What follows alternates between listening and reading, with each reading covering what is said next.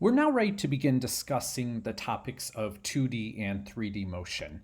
2D motion could be summarized as everything we learned about in Chapter 2. So, Chapter 2, we said we will assume that we are restricted to only move on a number line. So, we could only move in one direction, say the x direction. From there, we said the rate of change of our position with respect to time we will call velocity, and the rate of change of velocity with respect to time we will call acceleration. So we said you have a position on the number line, your position might change, and sometimes your velocity will change. We defined the topics of velocity and acceleration. And using those definitions and some reasoning, we came up with some equations describing the motion under the assumption of constant acceleration. So 2D motion is the same thing as everything we learned about in Chapter 2 with one added thing, and that is the horizontal and the vertical parts of 2D motion are independent of each other. So what that means, in other words, is the motion in the x direction will not directly affect the motion in the y direction, and the motion in the y direction will not directly affect the motion in the x direction. What this is going to look like in terms of solving equations is instead of solving one big problem, we're going to be solving two small problems with two unknowns, or potentially three small problems with three unknowns. So we're going to be solving systems of equations. Now, the horizontal and the vertical parts of the motion are independent with each other. So how does this affect the equations of describing the motion that we got from Chapter 2? All we're going to do is we're going to write two or three sets of these equations. One set of equations describes motion in the x direction. A second set of equations describes motion in the y direction. Now, you will not see 3D motion in this course very much. I can't really think off the top of my head if we even will have any examples prepared for 3D motion. The reason for that is if you could do 2D motion, the physics, the techniques you use for 3D motion are the exact same. The only difference is you're adding more layers of mathematical complexity, but you're not really doing any new physics. So I'm not going to say you will definitely not see 3D motion, but it will not be very common. If you could do 2D motion, you understand the physics of what we're trying to do in this chapter. So let's think about what we did in Chapter 2. Back then, we defined velocity to be the rate of change of position with respect to time. Velocity is equal to delta x over delta t. What we're going to do now is we are going to define the velocity in the x direction, the velocity in the y direction, and the velocity in the z direction as the rate of change of position with respect to time in those particular directions. So velocity in the x direction is delta x over delta t, velocity in the y direction is delta y over delta t, and velocity in the z direction is delta z over delta t. You could imagine an object moving to the left but not moving upward. You could imagine an object moving in the y direction but not in the x direction. So it is possible for this vx to be one number, this vy to be a different number. If I think of an object moving in an arbitrary direction, I could describe that motion as a vector. The object will move some number of meters per second in a certain direction. So think about what we did when we were talking about vectors previously. A vector will have an x component, a y component. If necessary, we could think about a z component. And in total, that vector has a magnitude or a total amount of that vector. Vx is the x component of the velocity vector, Vy is the y component of that velocity vector, and Vz is the z component of that velocity vector. I also want to point out, in Chapter 2, we just wrote V equals delta x over delta t, and the reason for that was we were only moving along a number line. We were only moving in a line, so there was no concept of a y or a z direction to move in. Now that velocity is a vector, velocity has three components. I like to use subscripts to designate what component of velocity I'm talking about. So I have a subscript x for the x component of the velocity vector, a subscript y for the y component of the velocity vector, and a subscript z for the z component of the velocity vector.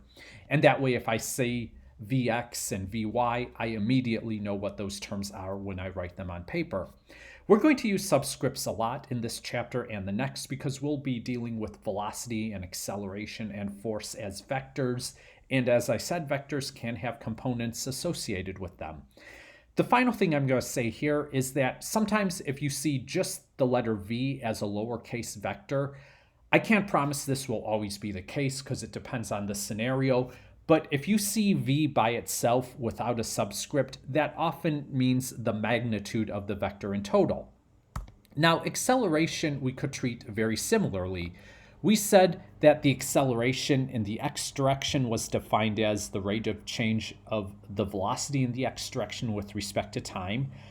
I could say acceleration in the y and z direction are defined analogously, where acceleration in the y is delta Vy by delta t, and acceleration in the z direction is delta Vz over delta t. Now, as I said before, we're really not going to use 3D motion very often in this course, if at all. 3D motion, if you could do 3D motion, you could do 2D motion. 3D motion only adds mathematical complexity without adding new physics. But I just want to have the z component of velocity and the z component of acceleration in these slides just for thoroughness. So we took our definition of position, velocity, acceleration in chapter 2. We used some reasoning, we assumed constant acceleration, and we got some equations that look like this. We took the definition of acceleration to arrive at this first equation, and then we used that first equation plus the definition of velocity and average velocity to arrive at the second equation. And then you could combine these two equations here to arrive at this third equation. Now notice that I am including all the subscripts in this equation. So the final velocity in the x direction is equal to the initial velocity in the x direction plus the acceleration in the x direction times time, and so on. When we are writing position, we are just assigning the x direction to be in a certain direction and the y direction to be in a different direction. But there's nothing fundamentally special about what we call the x direction. So we could very analogously define motion in the y direction as this and motion in the z direction as this.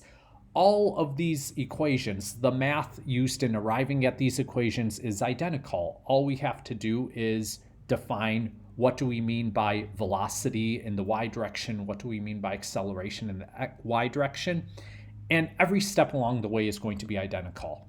So as in the previous chapter, these equations all assume constant acceleration. The way we derive these equations is the same as what we did in a previous video when we derived these equations, only now I'm including the subscript to differentiate these equations from these equations. But all the steps in the math are the same. So mathematically, the equations describing motion in the y and z direction are identical to what we did before. And again, I want to point out, notice I am using subscripts to distinguish both direction and initial versus final moments. I have final velocity in the x direction, and I have initial velocity in the x direction. Here I have final velocity in the y direction, and I have initial velocity in the y direction. And the same for position, and acceleration is constant, so we don't really worry about initial versus final here. The only term that is common to these sets of equations is time. Other than time, whatever is happening in the y is happening in the y and does not affect what is happening in the x. And I'll talk more about this when I do some example problems. What I mean by what is happening in the y is unaffected by what's happening in the x. So, as a thought experiment, let's pretend that you have an empty room. And let's place an object somewhere in that room. So I'm going to place an object in the room right there. And you know that gravity is pulling this object downward. We know this from everyday experience. Now, let's move the object to a different location in the room. So I'm going to move the object to a different location. Is the pull of gravity on this object going to change in any meaningful way, either in strength of the pull of gravity or the direction of the pull of gravity? And if we move this object to other places in the room, does the pull of gravity ever change?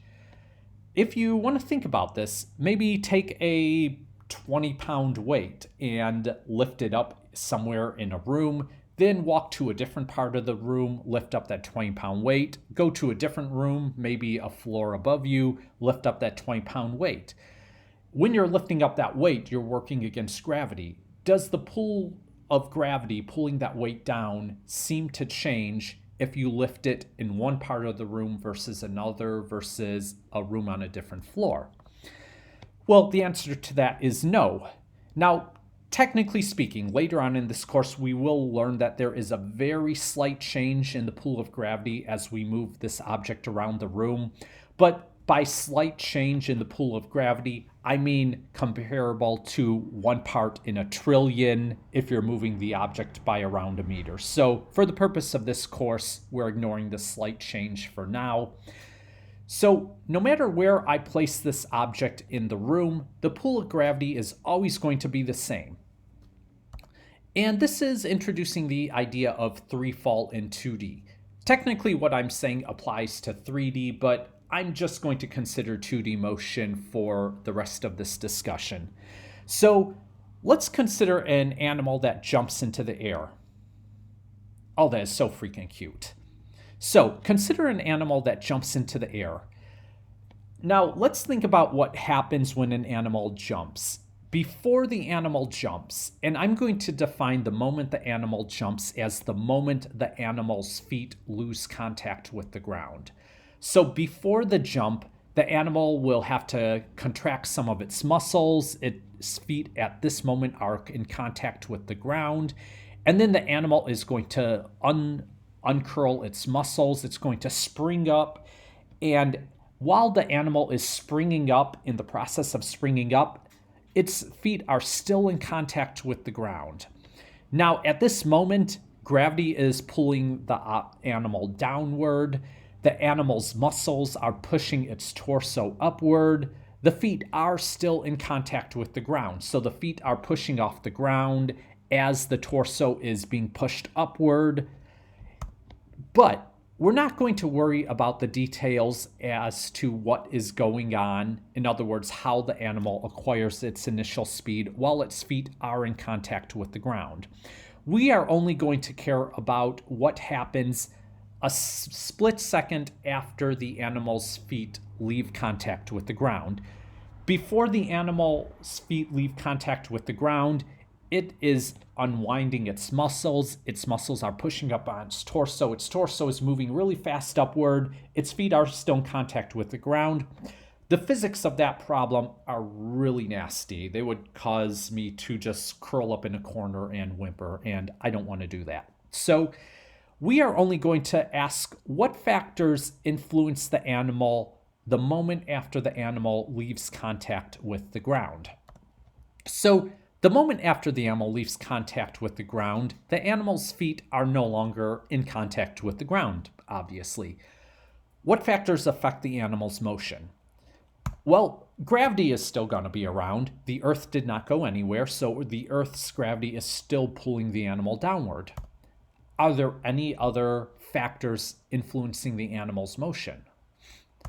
Well, there's no more help from the leg muscles of the animal. My argument for this is once the animal leaves the ground, the animal has nothing to push off of. If you want to jump, what you do is your legs push off the ground, they accelerate your body, they accelerate your torso upward. But the moment your feet leave contact with the ground, you're no longer pushing off the ground. So your push from your legs is done the moment your feet lose contact with the ground. You have nothing more to push off of. We also said that we're going to ignore air resistance, and wind could be thought of as air resistance. So the only thing affecting the animal's motion the moment it leaves the ground is gravity. Now, does gravity pull to the left or to the right? No, gravity pulls things downward. So nothing is pulling the animal to the left or to the right. And if there's nothing pushing or pulling the animal to the left or to the right, remember we're ignoring wind, then the acceleration in the horizontal direction will be 0, and the acceleration in the vertical direction will be whatever acceleration is caused by gravity. Because gravity is still around, the animal's leg muscles are no longer causing the animal to accelerate because the animal has nothing to push off of, so its leg muscles are no longer causing any acceleration. So at this point, the animal is in free fall. Even though the animal is technically moving upward right now, free fall we defined as gravity is the only thing affecting your motion. In that definition, we did not talk about the direction of motion. We only said gravity is what affects your motion. The moment you leave contact with the ground, unless you have something like a jet engine pushing you in a certain way, you are in free fall. So, what are the consequences of free fall? Well, if there's nothing pushing to the left or to the right, then there is no source of acceleration in the horizontal direction. So the acceleration in the horizontal direction is 0 meters per second square. Meanwhile, the acceleration in the vertical direction is the acceleration due to gravity that we said in chapter 2 is 9.8 meters per second squared downward. So I could look at these two values and I see, well, 0, that's a constant. Negative 9.8, that's a constant. So both AX and AY are constant. And if I have constant acceleration, I have some equations describing the motion that I can use under the assumption of constant acceleration. So for objects, for projectile motion, for objects under the influence of gravity only moving through the air in 2D, we have the exact same equations that we used in chapter 2, where the acceleration in the horizontal direction is 0, the acceleration in the vertical direction is negative 9.8.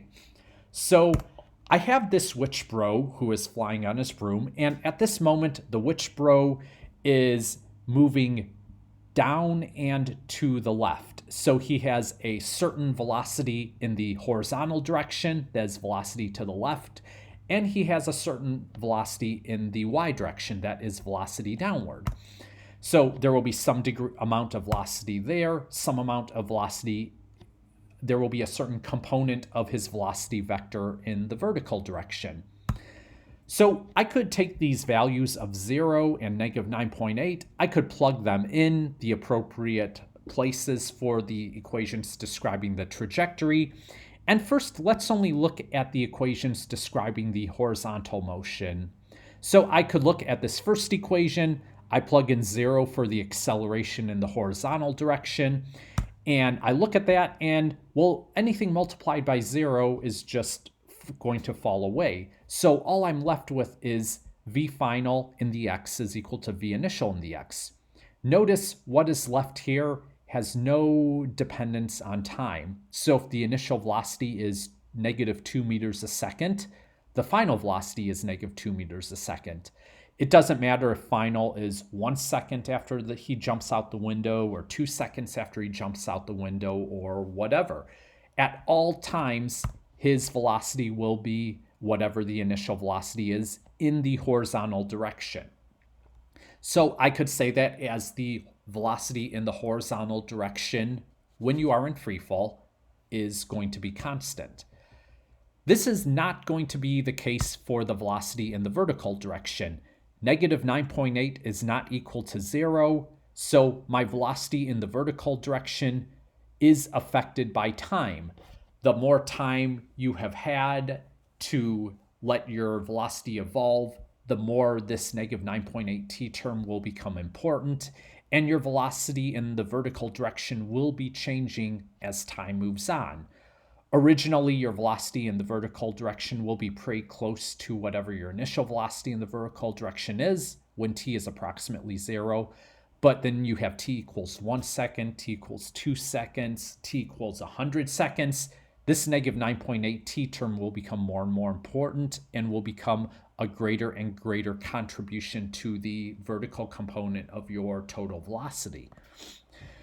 When gravity is the only factor influencing an object's motion, the velocity in the horizontal direction remains constant. The velocity in the vertical direction does not remain constant. So, very often, you might encounter a scenario where you have two unknowns in one direction, but only one unknown in a different direction. So, my advice to you when you are solving equations in this chapter is go to the equations that are written right here, draw your picture, draw what you know, see if there are things you know immediately that you could plug in. If I know I am in free fall, I know right away I could set ax to 0 and ay to negative 9.8. If I know, so I could set up a xy axis. I could set up the origin of my coordinates to be somewhere convenient. And if I do that, I could right away set up what is the Witchbro's initial position. And if I know something about the direction that he jumps out the window, I could possibly do some trigonometry or use some reasoning to find out something about the initial velocities. After you have thought about it, write in the numbers for the equations. So set up these equations, plug in numbers. Even if you don't know all the numbers, that's okay. Just plug in the numbers that you know. And if I don't know x final, I'll just write x. If I don't know initial velocity in the x direction, I'll just write v naught x times t. The thing is, if I write one equation and I have two unknowns, that just means I don't know how to solve that equation yet. And that is indicating that I will need to find a different equation. I still have that equation set up. As soon as I find another equation that's useful, I plug numbers into that other equation. And at some point, I'll be in a position where I have things set up that I could go ahead and solve. So when you are using these equations, you'll often encounter scenarios where you have two unknowns in one direction, but one unknown in a different direction. So if the first equation I happen to set up has two unknowns, I just set that equation aside for the moment. I find a different equation. Often that different equation will have one unknown, and once I solve for that one unknown, I could plug it in this first equation, and then I have one of the unknowns I already know now, so I only have one unknown left. A common example of this in practice is if you use the motion in the y direction to give you the total time in the air, and using that information, you then calculate the horizontal distance traveled in that time in the air. So this is an example of solving systems of equations where you have n equations with n unknowns. Here's a picture of an object in free fall. Now, colloquially, when you hear free fall, people often think an object that's falling straight down, like from a building or a cliff or a plane or whatever. But free fall is more general than that. We formally defined free fall as a state of motion where the only thing influencing an object's motion is gravity. Now, think about what this picture is showing. Before the motorcycle left the ramp, the motorcycle was driving along the freeway and picking up speed, then it was driving up the ramp. And during that time, gravity is pulling down on the motorcycle. The road is pushing up on the motorcycle. We'll learn more about that in the next chapter. The wheels of the motorcycle are pushing off the road as the motorcycle is moving faster and faster. But the moment the motorcycle leaves contact with the ramp, the only thing affecting the motorcycle's motion is gravity. The motorcycle has nothing to push off of when it is right here. So the motorcycle is not pushing off of the road is not pushing on the motorcycle. The only thing affecting the motorcycle's motion is gravity. So this picture in front of you is an example of an object in free fall, which often I will call projectile motion. Now, at a certain moment in time, I could say this motorcycle will have a position in the horizontal direction given by x.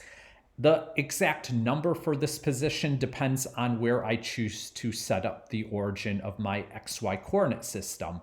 In principle, I'm allowed to set my origin to be anywhere I want in the universe, but in practice for problems, sometimes some choices for an origin will be more convenient to work with than others.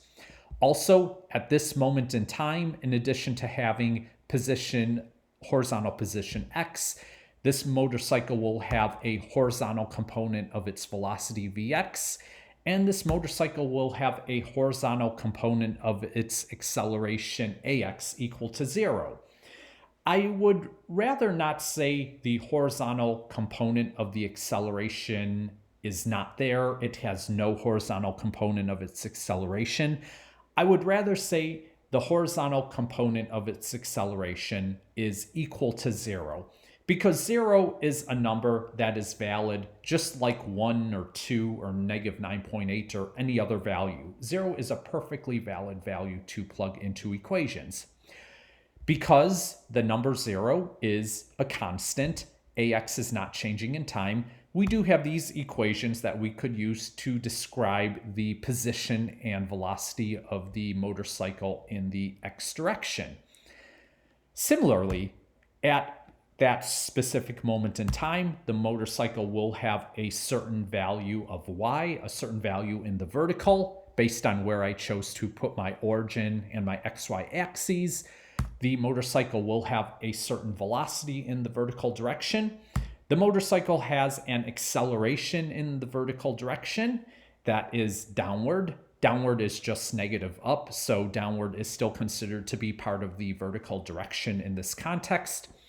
And this acceleration is going to be a bit more interesting than 0. It's going to be negative 9.8. So the position, velocity, and acceleration of the motorcycle are going to be described by these equations that we have. So for a future recitation that I don't know when that's going to be because I'm recording this video right now in August, here's a picture of a basketball player shooting a basketball. So a few questions I would like to ask in recitation. If you look at the direction that the basketball player shoots the basketball, he shoots it kind of in the direction of this teal arrow. So he shoots it up this way. Why must the basketball player aim the ball above the hoop rather than directly at the hoop? Another question I would like to talk about as a group in recitation: when is the acceleration of the basketball going to be the greatest? When is the basketball's speed going to be the slowest? When is the basketball's speed going to be the greatest? And all of these questions are in relation to the picture as it is drawn. And I would like to end what I have to show for the 2D motion slides by just highlighting for projectile motion. A very common example of that is the acceleration due to gravity is 0 in the horizontal and negative 9.8 in the vertical. And this negative 9.8 is true whenever you're within a few miles of the surface of the Earth, which is applying to many scenarios. And because the acceleration is constant, both in the x and the y, 0 is a constant and negative 9.8 is a constant. There is no t for time in either of these terms. We could have these equations to describe motion in the x and the y direction. So I would say also be careful with your bookkeeping. By that I mean don't mix up x directions and y directions together. Don't mix up initial values v0x with final values vx.